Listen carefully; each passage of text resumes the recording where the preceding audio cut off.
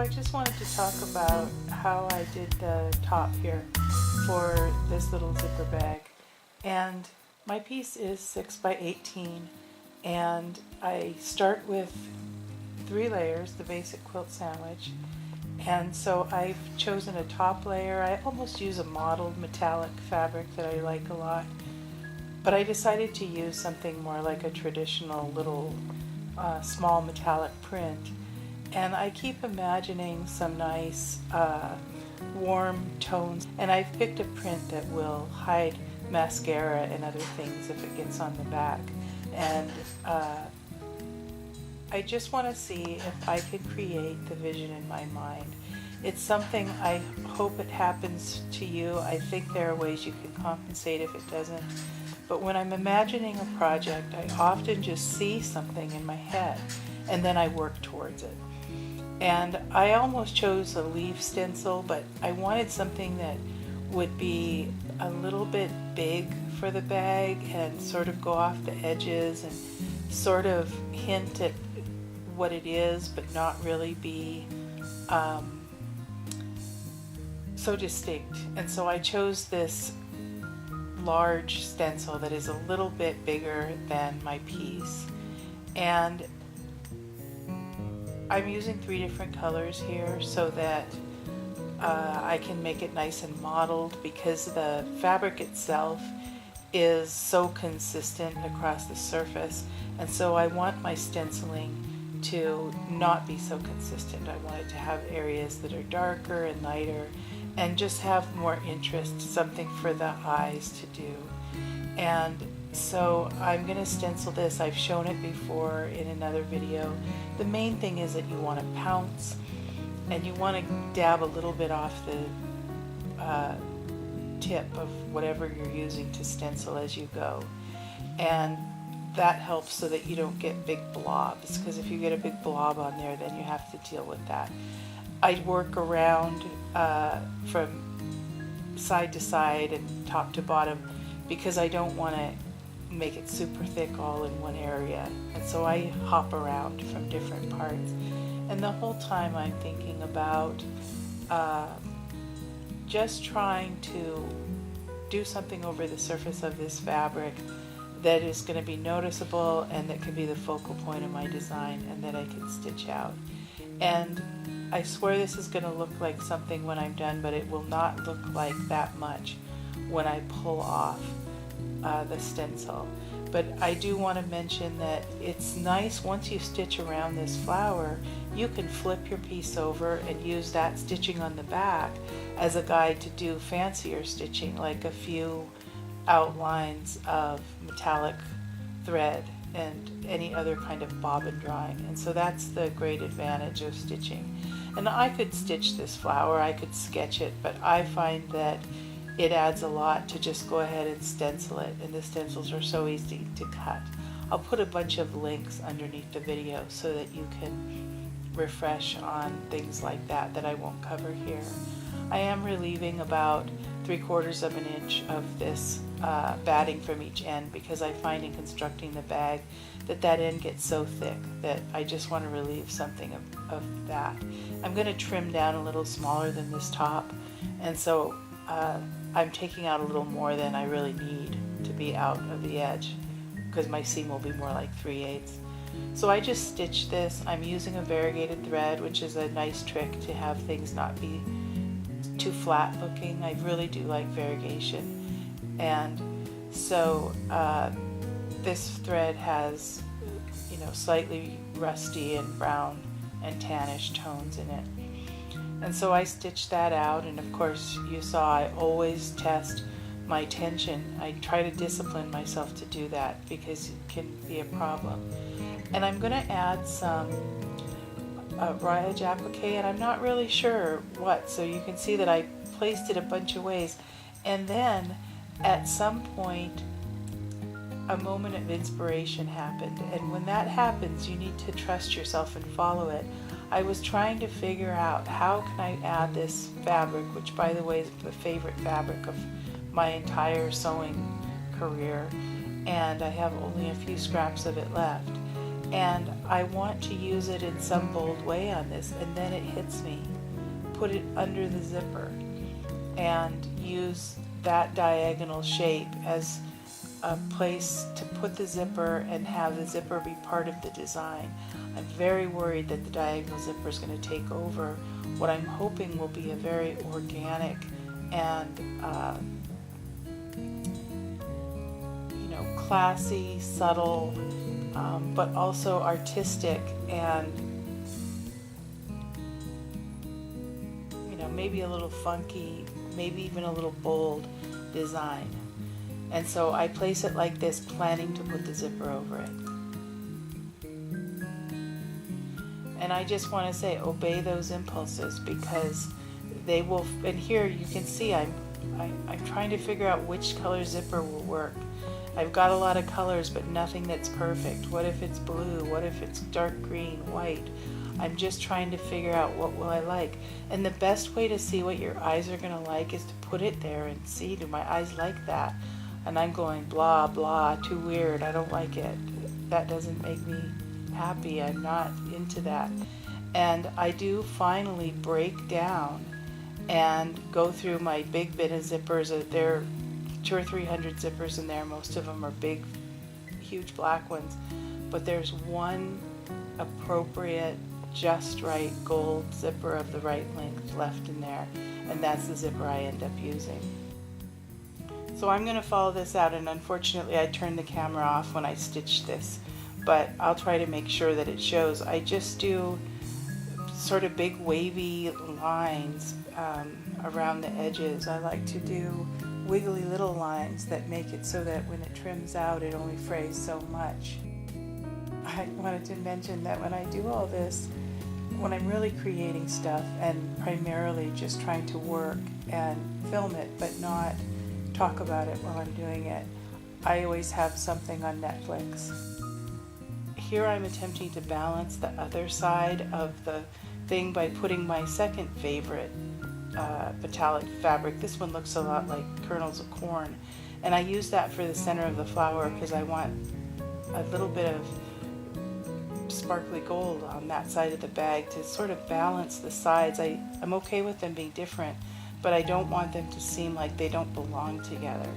And it's going to be difficult because one's a big stenciled flower and the other is a bunch of raw edge applique. Here I'm using a favorite floral fabric that I've used underneath other fabrics to do raw edge applique a lot. You'll notice that I'm stitching those same shapes that I talked about as reminding me of biology, cellular pictures that you look at, plant shapes. And I do this for a lot of reasons. I do it so that I can paint those lines if I want, and paint those cells, or I can flood color inside the cells. It covers ground quickly. When you free motion quilt as tightly as I do, sometimes you want some of the areas to just be covered quickly, and you need to have also a lot of variation in your design so that the eye is interested and sees a lot of richness when you're trying to do what I'm trying to do. And I'm cutting out intentionally to capitalize on the white that's in that pattern. The more contrasting it was, the more likely I was to cut it out, because I want the whole thing to kind of blend and for the areas to not be strongly differentiated from each other.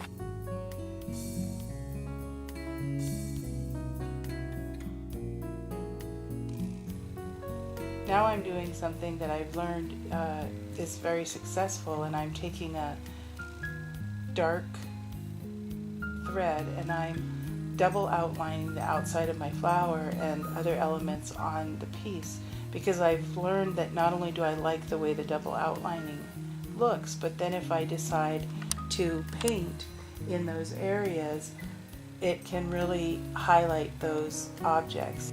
I know you're not supposed to outline everything in art, but I like to outline things a lot.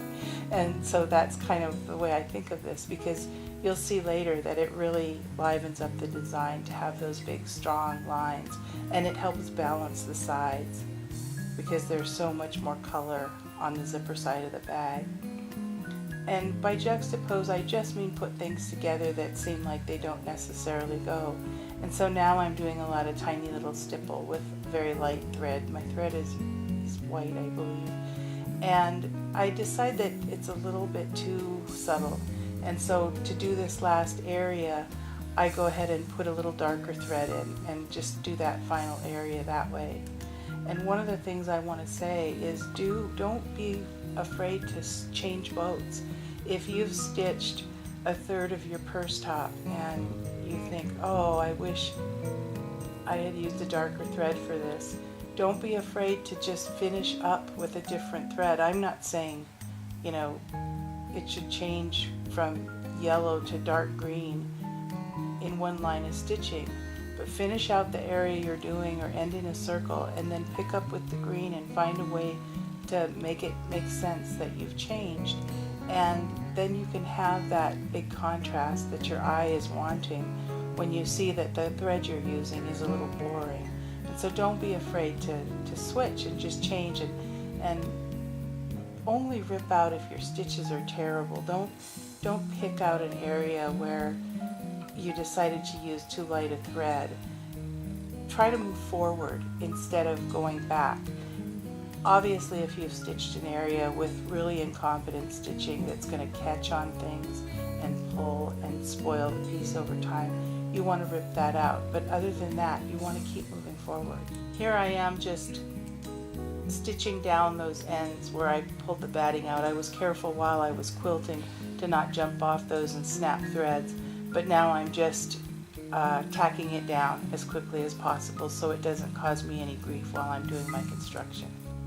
So I've just brushed this out and I'm trimming it, and I want to remind you, you're going to have to heat set your inks and paints later, and I will put brand names and links below the video for anything that I've used that you might want to try to find, or find something to substitute, something similar. You can see throughout the video I keep fussing with the zipper because I'm just not sure, and I'm still double checking and thinking about having it run off the bag. What if I used black? Am I going to like that? What if I put it here? What if I sewed it in like a traditional zipper and had just a little bit of it showing? That in itself though would take up a fair amount of my design, and I really wanted to do the surface installation. Especially now that I figured out the really easy, fast way to do it and have it be really neat. Now I'm just going to paint these. I'm not sure how much I'm going to paint when I start, but I do want to outline this flower and really bring some bold color that visually balances the other side of the piece. And I do feel like in the end, the piece ends up a little light visually on this side, but in a neat way, not in just a thoughtless, you know, I didn't use my eye while I was making this sort of way. And as I paint this, I use a sharp angled brush that I think I actually got at the Ross in a little package of brushes. And it's my favorite right now until it gets, you know, too frayed up and that won't cut a straight line for me anymore. It'll still probably remain my favorite. And I just work from side to side and flipping the piece around until I get all of this painted. And I paint these differently every time, and sometimes I actually flood areas like watercolor. I didn't do that here, but I thought I was going to when I started, and then instead I painted this. And just do that. Trust your impulse in the moment, and just kind of go with the flow of your own ideas about what will look nice. And you know, if listening to music while you work helps, turn on some music that you find relaxing, even if it's, you know, really loud and obnoxious. I tend to paint and do a lot of these tasks with the television on, and so I've got something on Netflix right now.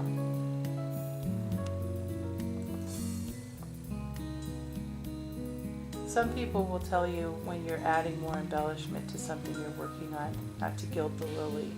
And, you know, sometimes you don't want to, but sometimes it's a little fun to do it, and that's what I'm doing here.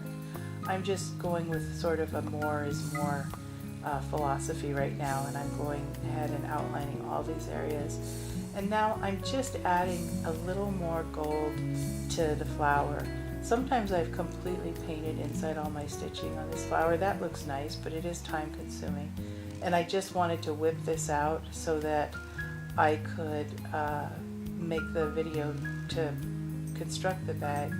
And so I'm not going to go that in depth, and I kind of like it where I'm just adding areas. I'm just following stitching in some places on one side, but just painting on non-existent lines in others. And I'm just trying to add enough so that it balances out, so that there's a little bit of added stitching all around the bag, you know, not too regimented, and have it look natural.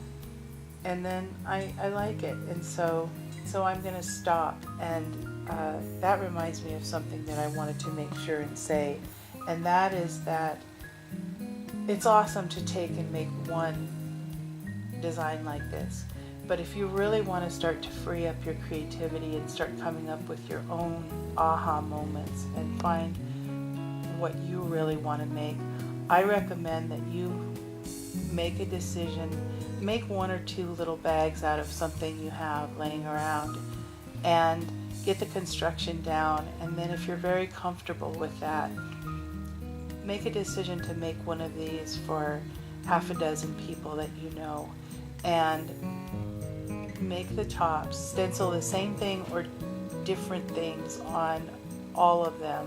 Maybe use the same stencil but position it differently, or maybe cut a few different stencils and do 2 or 3 of each one, and then sit down and paint. And what I tend to do is start with light paints and work up to darker colors, and I try to clean my water as I'm switching to a completely different color set, and do these, work through them where you do each stage. First you stencil, then you stitch and add some raw edge applique, and work through the stack doing completely different things on each one. And what happens is you get bored and you don't want to make them all the same. And in the moment when you're stitching or when you're painting, you'll just try something different. And then you'll like the way it looks and you'll keep doing it more. And that's when the really good stuff happens. It's not when you're, you know, you've gotten up in the morning and you know you're going to paint this later and you think of a great idea, although that can happen.